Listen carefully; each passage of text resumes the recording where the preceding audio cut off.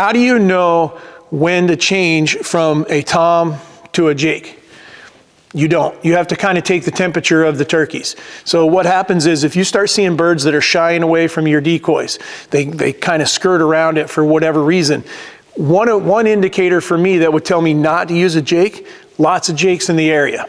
If I see lots of Jakes in an area that I'm hunting, as I'm hunting, I'll steer away, because Jakes can become like teenage boys ganging up on someone, and if there's a lot of them, a lot of times they'll beat on the toms, they'll rough them up. And so the more toms I have in an area, the more likely I am to use a tom decoy. And I can tell you this, most of the time when we use a tom decoy, we're using them in a full strut, and it seems to get the best reaction. And so that's just kind of a scenario based. We'll have to look at it. If I start getting, let's just say I got a strutting tom out, I got my normal 3 turkey situation going on, and turkeys are just going around and they're not coming to the decoy quite as much when it comes to a tom decoy, I might switch to a Jake. Or if I think that it's later in the season and I think they've seen a lot of the same setups as everyone else and things like that, I'm gonna pull both of them out. I'm not gonna have a Jake, I'm not gonna have a tom. I might just, and in that particular case, I'm probably going with just a feeding hen. And I'll have that feeding hen and maybe a lay down hen.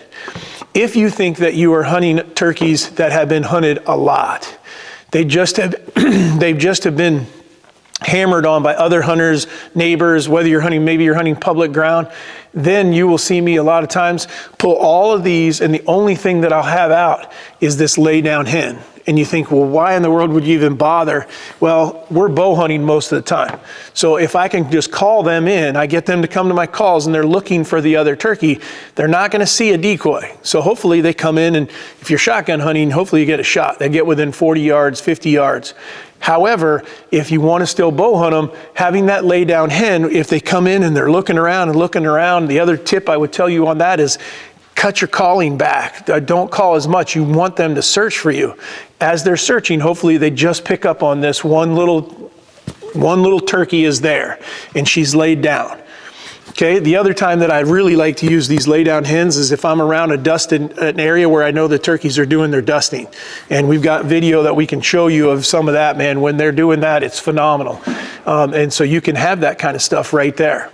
So that's just the quick, we wanted to give you, if you have the possibility of doing it, if you can afford it, 3 decoys, male decoy, an upright or a feeding hen, and a lay down hen.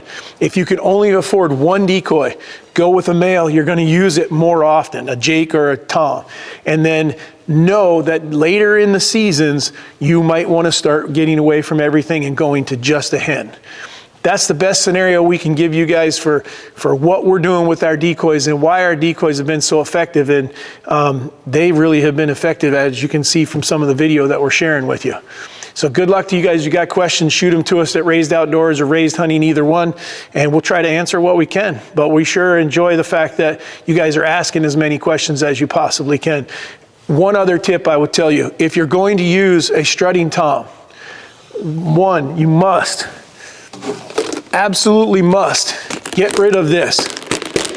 Get rid of that plastic tail. I'm just telling you, I'm not telling you that the companies that aren't making them aren't making, that looks really nice, I agree. But it does not have the same characteristics as the real tail feathers. And the real tail feathers seem to make a huge difference. The other one, glass eyes. You want glass eyes on your turkey.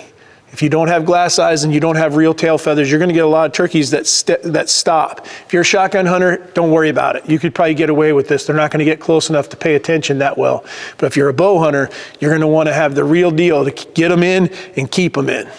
There's my last tip of the day. So again, I'm David Holder with Raised Hunting and Raised Outdoors. Glad we can bring this to you. Send us your pictures of the turkeys you kill.